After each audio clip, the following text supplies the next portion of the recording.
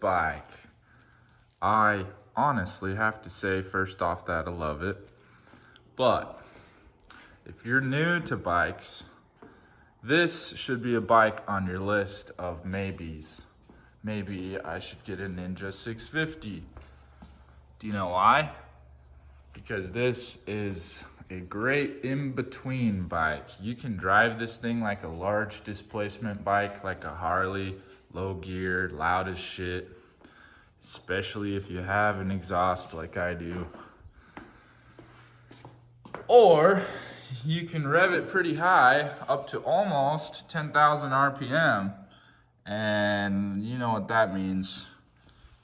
You're now a sport bike street racer. And you can sort of decide what style of riding is best for you by only buying one bike. So I've put about 1,000 miles on this so far. This is my first bike, and I am leaning toward something sportier personally, but I also want to start a collection, and I think it would be really fun to have something a little bit louder, a little bit bigger displacement, just because it just rumbles the neighborhood. You can't complain about how amazingly loud Harleys are, okay? They're loud as shit. Are they fast? No.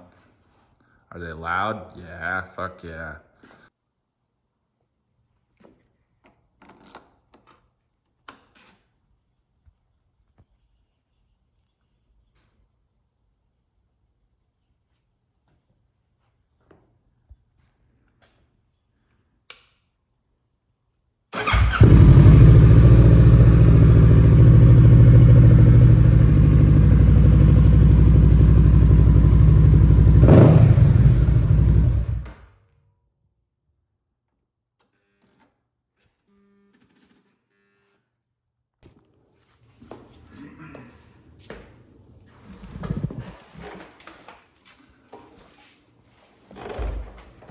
All right, something I like about this bike, it's fast.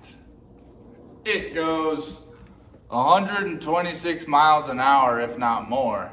Don't ask me how I know.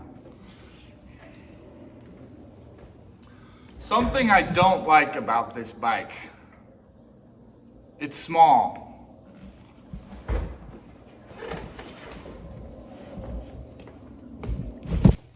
This thing doesn't quite fit me how I like it to. You can't see that. All right.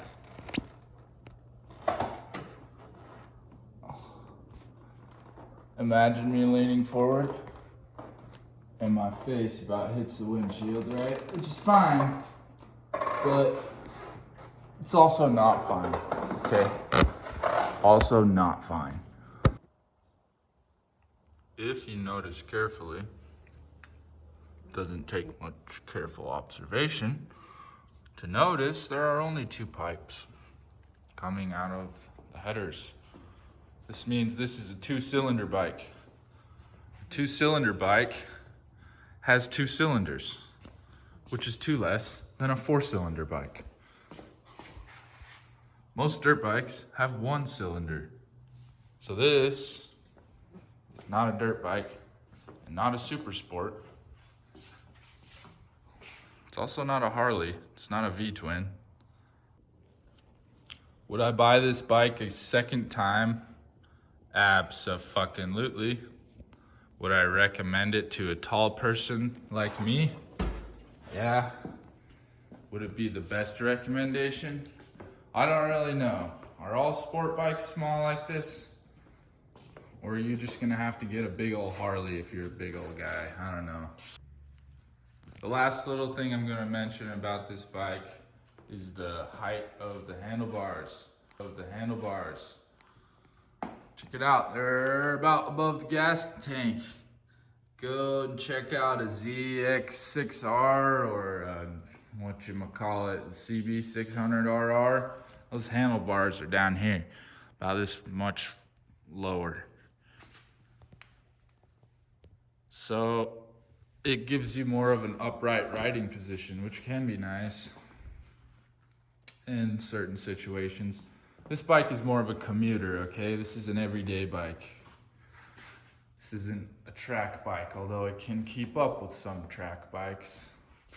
It's designed to be ridden every day. That's the reason for the height of the handlebars. It's the reason for the 2 cylinders. If you don't know what ABS is, I've mentioned it before in another one of my videos. It stops your brakes from locking up and sliding. As you can see, this bike is telling us that it has ABS. Personally, I'm wondering if there's a way to turn it off because sliding sounds kind of fun, but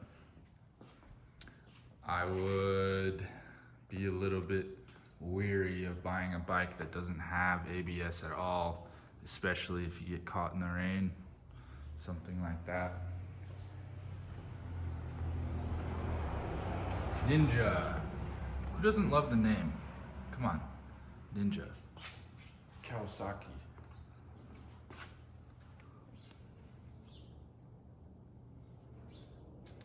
All right, so I think that's it. Thank you so much for watching another one of my videos. I would really appreciate if you would consider liking the video or subscribing to my channel.